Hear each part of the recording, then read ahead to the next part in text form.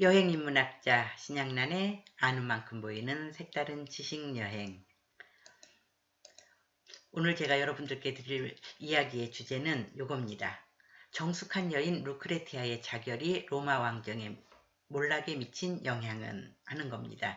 먼저 그림을 좀 살펴보려고 합니다.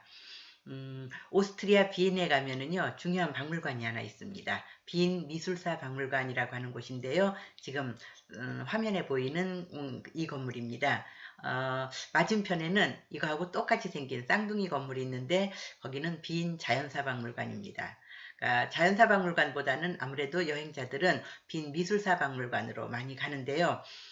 합스부르크 제국의 영광이 집약되어 있는 곳이라고도 할 수 있는 곳인데, 이 빈 미술사 박물관에 같은 주제를 그린 여러 점의 작품이 있습니다. 젊고 아름다운 여인이 칼로 자신의 가슴을 찌르는 혹은 찌르려고 하는 장면을 포착한 회화 작품들입니다. 제목은 대개 루크레티아의 자결이라고 붙어 있습니다. 이 그림도 그렇고요.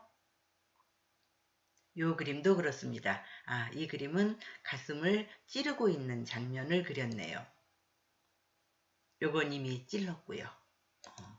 그리고 요거는 막 찌르려고 하는 장면인데요.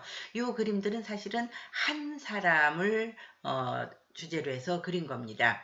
제목에서 알 수 있다시피 루크레티아라고 하는 이름의 여인이죠. 요거는 빈 미술사 박물관에 소장된 미술품들입니다. 한 가지 주제를 다룬 작품이 여러 점, 한 박물관에 소장되어 있다는 것은 다시 얘기하면은 같은 주제로 그린 다른 그림들이 다른 미술관이라든지 박물관에도 소장되어 있지 않을까요? 그렇다면 그건 무슨 얘기냐면은 화가들이 즐겨 그린 주제였다는 얘기죠. 빈 미술사 박물관이 아닌 다른 곳에 소장되어 있는 작품들도 몇 점 같이 감상해 보도록 하겠습니다. 이 그림도 이미 여인이 자신의 가슴을 칼로 찔렀습니다. 이것도 마찬가지네요. 이거는 찌르려고 하는 순간이고요. 어쨌든지 빈 미술사 박물관에 있는 그림이든지 지금 보여드리는 이 화면 속의 작품들이든지 다 같은 주제라는 것을 알 수가 있습니다. 그러면 이제 이런 거를 한번 생각을 해봐야 되죠. 이 여인, 이름은 루크레티아라고 미리 말씀드렸으니까요. 이 여인은 왜 자신의 가슴을 찌르는 걸까? 이 사실은 죽음을 선택한 거거든요. 왜 이런 끔찍한 선택을 한 것일까 하는 것을 알아봐야 됩니다. 이 그림은 산드로 보티첼리가 그린 루크레티아에 관련된 그림인데요. 이 그림에는 세 개의 장면이 그려져 있습니다. 맨 먼저 화면 왼쪽에 보면은요, 조금 확대해서 보면은 이런 상황입니다. 어떤 남자가 칼을 들고 여인을 협박하는 장면입니다. 협박한 다음에는 겁탈하는 것이 지금 생략되어 있는 겁니다. 협박하는 상황만 현재 그려져 있고요. 그 다음에 맨 오른쪽에 있는 장면은 요겁니다. 그 칼든 남자로부터 협박을 당했고 그리고 겁탈당한 그 녹색 옷을 입은 여인이 자살한 겁니다. 자결한 장면이 화면 오른쪽에 그려져 있는 겁니다. 이 여인이 루크레티아예요. 그러니까 그 칼로 자신의 가슴을 찌르던 여인이 바로 이런 내용을 갖고 있는 겁니다. 그리고 이제 여인이 죽은 다음에 어떤 일이 벌어졌는가도 중요합니다. 그거는 화면 중앙에 있는데요. 그 녹색 옷을 입은 여인이 죽어서 이미 관에 놓여 있죠. 관 안에 놓여 있고, 그리고 그 주변에 있는 사람들이 경악하거나 슬퍼하거나 분노하거나 하는 장면입니다. 즉 루크레티아라고 하는 여인의 그 죽음에 관련된 세 가지 중요한 장면이 한 화면에 들어있었던 겁니다. 한 남자로부터 위협당하고 겁탈당하는 장면, 그 다음에 그 이후에 여인이 자결을 선택하고요. 그 다음에 여인이 죽은 다음에 주변 사람들이 분노해서 들고 일어나는 장면이 되겠습니다. 자, 요거는 그 로마 왕정 시대에 있었던 일입니다. 루크레티아를 겁탈한 사건이 있었는데요. 루크레티아라고 하는 여인은 그 당시에 굉장히 정숙한 여인으로 이름 높았다고 합니다. 당시 여인들에게 있어서 가장 중요한 덕목을 정숙으로 보았기 때문에 그 모든 사람들로부터 칭송받는 그런 여인이었다고 볼 수 있지요. 남편의 이름은 루키우스 타르퀴니우스 콜라티누스라고 전해집니다. 미모와 정절로 유명했다고 하는군요. 그런데 그때가 이제 로마 왕정 당시에 7번째 왕인 루키우스 타르퀴니우스 수페루부스라고 하는 사람이 왕으로 있던 때인데, 그 왕의 아들인 섹스투스가 루크레티아를 겁탈하는 일이 벌어집니다. 그 루크레티아를 겁탈하게 된 계기에 대해서는요, 두 가지 이야기가 전하더라고요. 하나는 섹스투스는 그다지 정숙하지 못한 부인이 있었는데, 자신의 친구인 그 루키우스 콜라티누스의 부인이 정숙하다 보니까, 정숙하다고 칭송을 받으니까 그 친구에 대한 질투심에서 그의 부인을 겁탈했다 하는 이야기도 있고요. 그리고 이제 그 루크레티아를 섹스투스가 좋아했기 때문에 겁탈했다는 이야기도 있는데, 어떤 것이 맞는지는 잘 모르겠습니다. 아무튼 미모와 정절로 유명했던 루크레티아라고 하는 부인을, 유부녀를 왕의 아들인 섹스투스가 겁탈했다는 얘기입니다.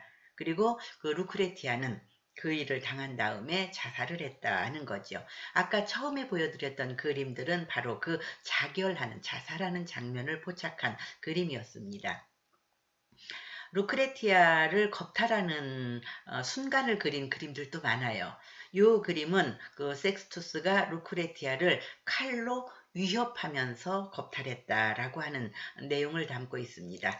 이 그림도 마찬가지입니다. 섹스투스가 루크레티아를 칼로 협박해서 겁탈했다라고 하는 내용을 담고 있고요. 칼은 들지 않았지만 말로 협박했다고 보는 화가들도 있습니다. 근데 제가 볼 때는요, 칼로 협박한 것보다 말로 협박한 것이 더 치명적이었을 것 같습니다.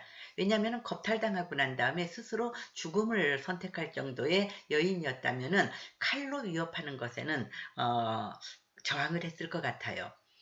어차피 목숨을 버릴 각오를 하고, 그런데 말로 겁탈했을 때는 저항 의지를 버렸던 것 같습니다. 이 섹스투스가 뭐라고 협박을 했냐면요, 물론 전해지는 얘기이기는 합니다만은, 섹스투스가 루크레티아에게 네가 만약에 나를 끝까지 거부한다면은 나는 너를 죽이고, 그리고 너희 집에 있는 사내 종 하나를 죽여서 내 옆에 놓은 다음에 둘이 간통하는 장면을 보았기 때문에 죽였다라고 소문을 낼 거다 하는 겁니다. 그러면 너는 이미 죽어서 너를 변호할 수도 없고 사람들은 내 말을 믿을 것이다. 너는 목숨도 잃고 명예도 잃는데 그래도 나를 거부할 것이냐 라고 위협하자 루크레티아가 저항을 포기했다는 그런 이야기가 있는데, 저는 상황으로 볼 때 루크레티아의 그 정숙한 그 기질로 볼 때 그 칼로 협박했다는 것보다는 말로 협박했다는 것이 더 치명적이지 않았을까 하는 생각이 듭니다. 이 그림도 칼이 아닌 말로 협박하는 장면을 표현을 했습니다. 어찌됐든지 칼로 됐든지 말로 됐든지 루크레티아는 협박을 당했고 겁탈을 당했습니다. 루크레티아는 그런 일이 있고 난 다음에 자신에게 일어난 일을 갖다가 상세하게 적어서 유서로 남기고 자결을 합니다. 아까 보셨던 그림들, 그 자결 장면이었습니다. 이 그림들은 이제 자결하고 난 뒤의 모습을 그린 거죠. 루크레티아는 죽었고 그 죽은 것을 가족들이 발견하는 장면이 되겠습니다. 뭐 친정 아버지 혹은 친정 오라비들 혹은 남편일 수도 있겠죠. 가족들이 루크레티아의 죽음을 발견하고 슬퍼하는 장면들을 이렇게 표현을 했습니다. 그런데 루크레티아의 자결은 한 개인 혹은 한 가정의 비극으로 끝나지를 않았습니다.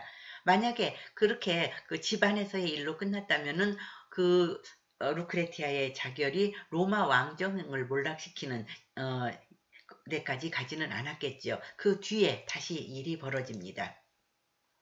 자, 이렇게 루크레티아가 죽은 다음에 그 루크레티아의 가족들이 로마 시민들에게 루크레티아에게 어떤 일이 벌어졌는지를 알린 겁니다. 유서를 공개한 거죠. 즉 왕의 아들인 섹스투스가 협박을 해서 겁탈을 했다. 그래서 그 치욕을 느낀 그 루크레티아가 자결을 했다라고 알리자 로마 시민들이 들고 일어난 겁니다. 왜냐하면은 루크레티아는 정절로 이름 높은 사람들의 칭송을 받는 여인이었기 때문에 그녀의 죽음은 로마 시민들을 분노하게 만든 겁니다.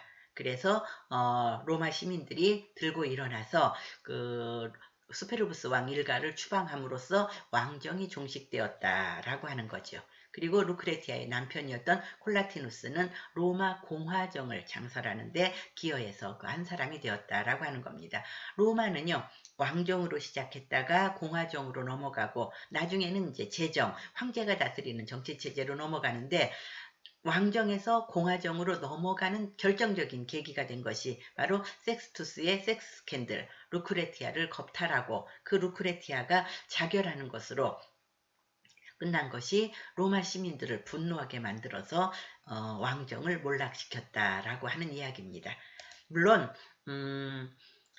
그걸로 끝난 거는 아니겠죠. 이 그림은요, 화면 왼쪽에 보면은 루크레티아가 이미 자결을 한 상태고 가족들이 루크레티아에게 일어난 비극적인 사건을 로마 시민들에게 알리자 로마 시민들이 분개해서 일어나는 봉기하는 장면을 그린 그림입니다. 이 그림도 마찬가지예요. 이 그림은 세 가지 장면이 함께 그려져 있습니다. 화면 왼쪽에 있는 거는 겁탈당한 루크레티아가 자결하는 장면이고요. 그 다음에 오른쪽은 이미 자결한 상태고요. 그 다음에 이제 창문 밖으로는 그 사실을 알게 된 로마 시민들이 분노해서 들고 일어난 장면을 표현하고 있습니다. 이런 사건이 있었습니다. 이렇게 있었는데 사실은 그렇다고 해서 그 왕이 얌전하게 물러난 것은 아닙니다. 로마 시민들이 들고 일어나자 그 타르퀴니우스 7번째 왕은 자신의 사위인 에트루리아의 왕에게 원병을 요청했고 그 에트루리아의 구원병들과 로마 시민군이 레길루스 호수라고 하는 곳에서 전투를 벌입니다. 이것이 이제 로마 왕정의 몰락의 결정적인 계기가 된 사건이죠. 이 전투는 전력면으로 볼 때는 로마 시민군이 약했는데 제우스의 쌍둥이 아들인 카스토르와 폴룩스가 로마 시민군 편을 들어서 로마 시민군이 승리했고 그래서 타르키니우스는 영영 축출됐고 로마 왕정이 종식되었다. 이런 이야기가 전합니다. 이 그림은요, 그 레길루스 호수에서 로마 시민군의 편을 들어서 싸우는 디오스쿠리, 즉 제우스의 쌍둥이 아들인 카스토르와 폴룩스를 그린 그림입니다.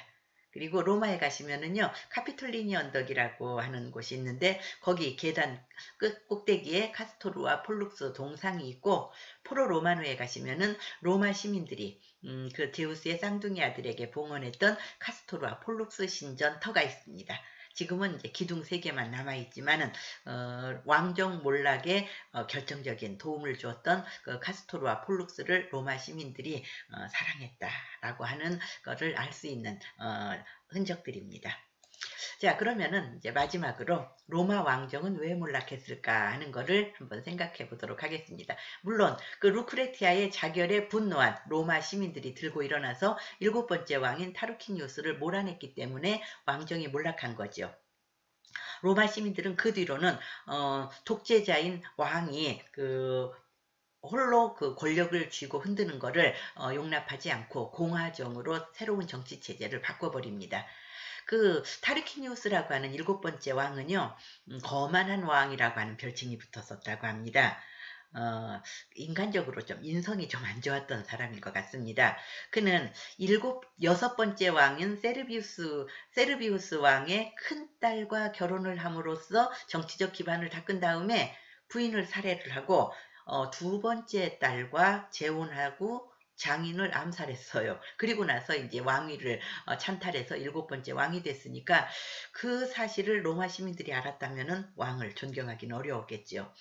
그런데다가 원로원과 민회를 무시하고 독단적으로 국정을 운영해서 인기가 없었는데 그의 아들이 정숙한 부인 루크레티아를 겁탈하고 그 자살로 몰았기 때문에 결정적으로 이제 왕정이 몰락하는 계기가 된 것이 아닐까 이렇게 생각을 합니다. 그래서 루크레티아의 자결은 왕정 몰락의 도화선 역할을 한 것이고 사실은 7번째 왕이 너무나 인기가 없는 그런 왕이었기 때문에 그런 결과를 가져오지 않았을까. 저는 이렇게 생각합니다. 여기까지 하고 오늘 설명 마치도록 하겠습니다. 감사합니다.